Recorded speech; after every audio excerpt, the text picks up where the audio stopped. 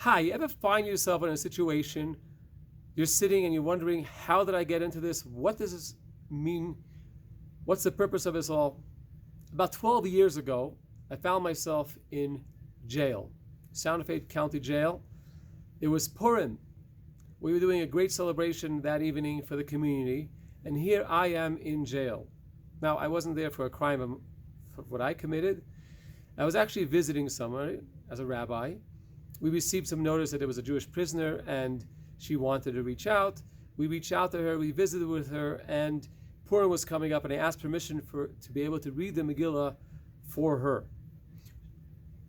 The Megillah cannot be read before Purim or after Purim, it has to be read on Purim. So here I am taking this time, this precious time for preparing for this great celebration, and we're spending it in prison, in jail, with her therapist, another Jewish woman, and a woman from here, a third Jewish woman. We sat together in this room.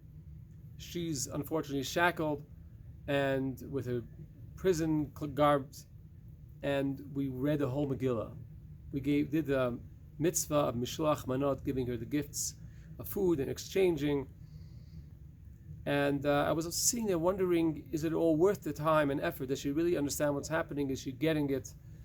But I felt, look, it's a story of Purim. She should hear it, her soul hears it, who knows? Immediately I tried to arrange for Passover to give her the Seder. I went to the warden, and the warden said, yeah, you could bring a Passover, you should send her a Passover Seder, but what's in it? And I told him, there's the egg, and there's the shank, and there's some bitter herbs. And he says, a shank? You want to send a shank bone to jail? Apparently that's not something that they allow into prisons or into jails. I had to keep out the shank bone. We sent her a whole Seder, and then unfortunately she was convicted and she was sent to prison for a sentence far away from here. And I put her in touch with Aleph.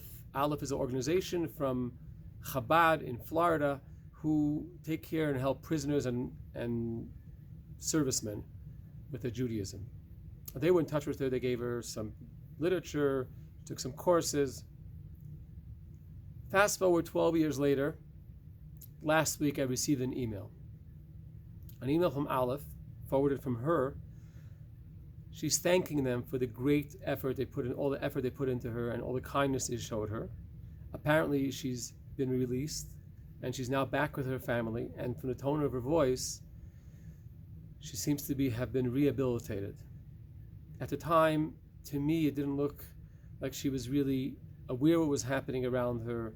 She was still denying that she had any part in this crime, and she wouldn't really connect. And yet, from the tone of her voice, from the tone of the email, and her gratitude, I felt that she had turned a corner. It looks like she's back in society.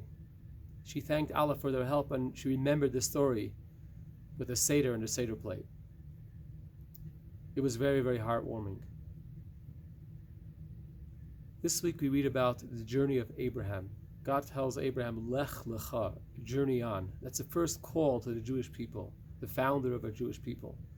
Our mother and father, Sarah and Abraham, are called by God to take the journey. And the journey is going to have ups and downs.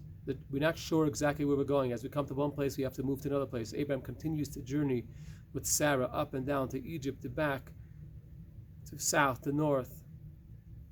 He's on a journey, always trying to promote holiness, promote godliness, and always remember that everyone has an neshama, everyone has a soul, and there's a purpose to it all. There's a purpose to all these journeys, and we should always put our faith in someone else, knowing every act could be the act that's going to transform them.